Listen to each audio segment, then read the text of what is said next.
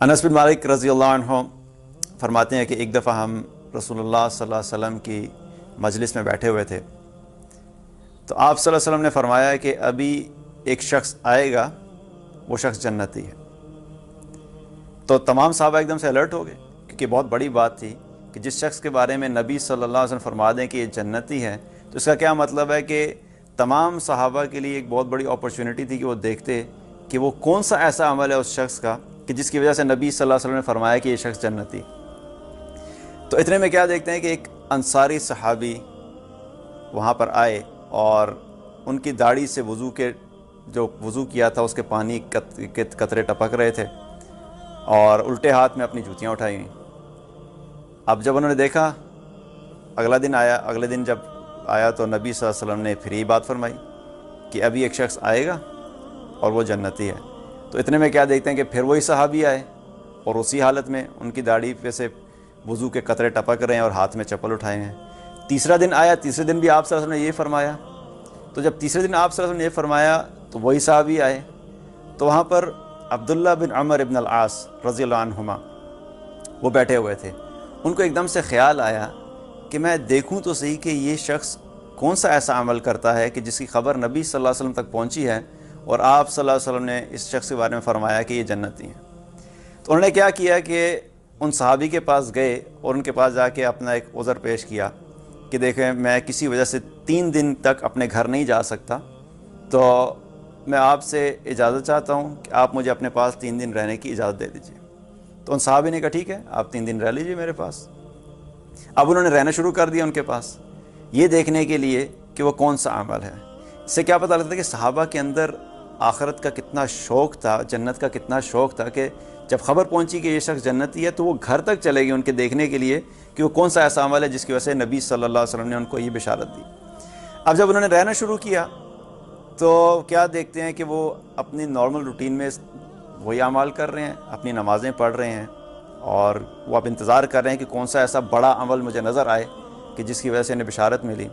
کیونکہ ہمارے یہاں بھی کیا ہوتا ہے کہ جب کسی کا پتہ لگتا ہے کہ فلاں شخص بہت نیک ہے، بڑا ولی اللہ ہے، اللہ کا ولی ہے، تو پہلا امپریشن کیا آتا ہے کہ وہ کیا کرتا ہوگا، وہ نوافل پڑھتا ہوگا، ہر وقت قرآن پڑھتا رہتا ہوگا، ہر وقت ذکر و اذکار کرتا رہتا ہوگا، رات کو تہجد میں رات گزار دیتا ہوگا، زندگی میں نفلی روزے بہت زیادہ رکھتا ہوگا۔ تو یہی چیزیں ہمارے ذہن میں آتی ہیں۔ تو جب انہوں نے رہنا شروع کیا تو دیکھا ان میں سے کوئی بھی چیز وہ نہیں کرتے تھے، اپنی نمازیں پڑھتے تھے جو فرض نمازیں ہیں، اور عام روٹین میں جو باقی نارمل روٹین ہے اسی میں چل رہے ہیں۔ تو ایک عبداللہ بن عمر فرماتے ہیں کہ میں دیکھتا رہا کہ ایسا کیا عمل ہے۔ رات کو کیا دیکھا کہ انتظار کرتے کہ اب رات کا وقت آئے گا تو شاید قیام کریں گے، تو رات کو قیام بھی نہیں کیا انہوں نے کہا میں کوئی خاص چیز تو ان میں نہیں دیکھ سکا۔ ایک چیز وہ کیا کرتے تھے کہ رات کو جب آنکھ کھلتی تھی بیدار ہوتے تھے اور کروٹ بدلتے تھے تو اس وقت اللہ کا ذکر کر لیا کرتے تھے، تو میں سمجھا شاید یہ عمل ہے۔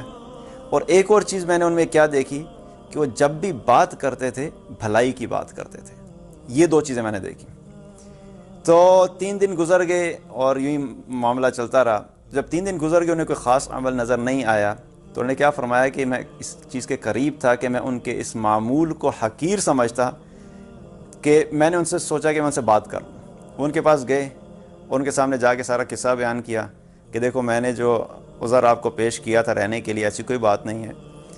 حقیقت یہ ہے کہ نبی صلی اللہ علیہ وسلم نے آپ کے بارے میں جنت کی بشارت دی تھی۔ آپ صلی اللہ علیہ وسلم نے فرمایا تھا کہ ہم بیٹھے ہوئے تھے آپ صلی اللہ علیہ وسلم کی محفل میں، تو آپ صلی اللہ علیہ وسلم نے فرمایا کہ ایک شخص آئے گا وہ جنتی اور آپ آئے۔ تو میں یہ دیکھنا چاہ رہا تھا کہ آپ کا وہ کون سا عمل ہے جس کی وجہ سے یہ اللہ کے نبی صلی اللہ علیہ وسلم نے یہ بشارت دی۔ تو انہوں نے کہا کہ آپ نے 3 دن میرا معمول دیکھ ہی لیا، میرے پاس تو اس کے علاوہ اور کوئی عمل نہیں ہے، جو آپ نے دیکھا بس وہی ہے۔ تو انہوں نے کہا لیکن ایک چیز ہے جو شاید آپ نے نہیں دیکھی۔ انہوں نے کہا وہ کیا؟ انہوں نے کہا میرے ایک چیز یہ ہے کہ میں اپنے دل میں کسی مسلمان کے بارے میں کینہ نہیں رکھتا، اور دوسری بات یہ ہے کہ جب کسی مسلمان کو اللہ کی طرف سے کوئی بھی بھلائی یا خیر ملتی ہے تو میں اس پہ مسلمان سے حسد نہیں کرتا۔ تو 2 اعمال بتائے کہ میں کینہ نہیں رکھتا کسی کے بارے میں، اور میں مسلمان کی کسی بھی خیر و بھلائی یا کوئی بھی خوشی اس کو ملی یا کوئی بھی نعمت ملی اس کے نتیجے میں اس سے حسد نہیں کرتا۔ تو عبداللہ بن عمر نے فرمایا کہ آپ نے سچ فرمایا، یہی وہ عمل ہے جس کی وجہ سے نبی صلی اللہ علیہ وسلم نے آپ کے لیے جنت کی بشارت دی، اور یہ وہ عمل ہے جس کی ہم طاقت نہیں رکھتے۔ اللہ اکبر۔ صحابی رسول کیا فرما رہے ہیں؟ ہم طاقت نہیں رکھتے۔ کیا مطلب کہ یہ ایسی دو بیماریاں ہیں دل کی،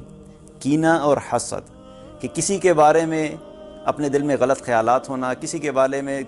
دوسرے کسی انسان کے بارے میں یہ فیلنگز ہونا کہ اس کے لیے کوئی چیز بری ہو جائے، اس کو کوئی خیر کی چیز ملی اس پہ حسد کرنا شروع کر دیں، کسی کو آپ سے بہتر گھر مل گیا اس پہ حسد شروع کر دی، کسی کو آپ سے بہتر موبائل مل گیا اس پہ حسد شروع کر دی، میرے پاس تو S5 ہے، فلاں کے پاس S8 ہے تو فوراً اسے حسد کرنا شروع کر دی، میرے پاس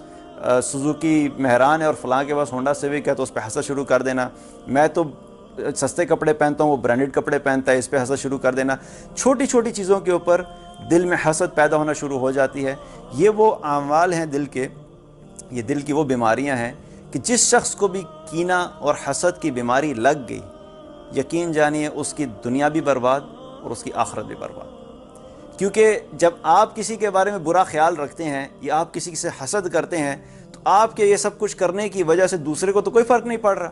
لیکن ہر وقت آپ اپنے دل میں کوڑتے رہتے ہیں، اپنی زندگی برباد کرتے ہیں، اپنی صحت برباد کرتے ہیں، اپنی زندگی کا سکون برباد کرتے ہیں، جبکہ جس کو اللہ تعالیٰ نے نعمتیں دی ہیں وہ تو اپنی زندگی اسی طرح گزار رہا ہے۔ تو یہ وہ چیز ہے، جو شخص بھی اس چیز میں پڑ گیا، جس کو یہ بیماری لگ گئی، اس کی دنیا بھی برباد ہو جاتی ہے اور اس کی آخرت بھی برباد۔ اب اگر ایسی سچویشن، کیونکہ ایک نیچرل فیلنگ ہے، اگر یہ ہر انسان میں ایسا ہوتا ہے، لیکن اس کو کنٹرول کیسے کرنا ہے؟ فوراً اس چیز کے اوپر آئے کہ جب کسی کے بارے میں خیال آنا شروع ہو جائے، نیگیٹو فیلنگز آنا شروع ہو جائیں، کسی کے بارے میں برے خیال آنا شروع ہو جائیں، تو اس کے لیے دعا کرنا شروع کر دیں،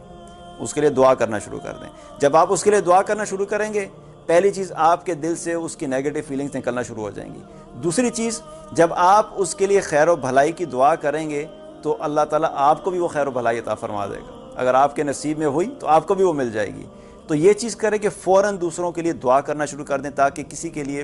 دل میں غلط خیالات نہیں آئیں اور حسد نہیں پیدا ہو۔ اور اگر پھر بھی کنٹرول نہیں ہوتا تو ایک چیز یاد رکھیں کہ یہ اللہ کی تقسیم ہے، اللہ جس کو چاہے جتنا دیتا ہے، کسی کا بڑھا دیتا ہے رزق، کسی کا کم کر دیتا ہے۔ اولم یعلم ان اللہ یبسط الرزق لمن یشاء ویقدر، کیا یہ جانتے نہیں ہے کہ اللہ ہی ہے جس کا چاہتا ہے رزق بڑھا دیتا ہے، جس کا چاہتا ہے کم کر دیتا ہے۔ اب جب رزق بڑھانا اور کم کرنا اللہ کے فیصلے ہیں تو اللہ کے فیصلوں پہ ہمیں راضی ہونا ہے۔ ہم تو نہیں کچھ کر سکتے، ہمیں اتنا ہی ملے گا جتنا اللہ نے ہمارے نصیب میں لکھا ہے، اور جس شخص کو مل رہا ہے اس کو اتنا مل رہا ہے جو اللہ نے اس کے نصیب میں لکھا ہے۔ تو اس چیز کے اوپر راضی ہو جائیں۔ اور دوسری چیز ایک اور کیا کرنی ہے کہ فوراً اپنے آپ کو آخرت کی طرف ڈائیورٹ کریں، آخرت کی فکر کرنا شروع کر دیں، کیونکہ دنیا میں آپ جتنی بھی محنت کریں گے، آپ کی محنت اس چیز کی ضمانت نہیں ہے کہ جتنی زیادہ محنت کریں گے اللہ تعالیٰ اتنی آپ کو اس کا پھل بھی دے گا، کیونکہ محنت کرنا لازمی شرط ہے، لیکن ملے گا اتنا ہی جتنا اللہ نے نصیب میں لکھا ہے۔ لیکن آخرت ایسی چیز ہے جس کے بارے میں کیا ہے کہ اس ہر انسان کو اتنی ملے گی جتنی اس نے دنیا میں محنت کی ہوگی، دنیا اتنی ملے گی جتنی اللہ نے نصیب میں لکھی ہے، محنت لازمی شرط ہے، لیکن آخرت اللہ نے کسی کے نصیب میں نہیں لکھی، آخرت اتنی ملے گی جتنی آپ نے محنت کی ہوگی۔ تو فوراً کیا کریں کہ اپنے آپ کو آخرت کی طرف ڈائیورٹ کریں، اور اگر دوڑ لگانی ہے، کمپٹیشن کرنا ہے، تو فوراً آخرت کا کمپٹیشن شروع کر دیں، کیونکہ وہاں پر آپ جتنی زیادہ محنت کریں گے اتنا ہی اللہ تعالیٰ آپ کو اس کا اجر دے گا، اس کا ریوارڈ دے گا۔ تو کینہ اور حسد یہ دو چیزیں ہیں جس کے دل سے نکل جائیں گی۔ اور اللہ کے نبی صلی اللہ علیہ وسلم نے کیا فرمایا اس شخص کے بارے میں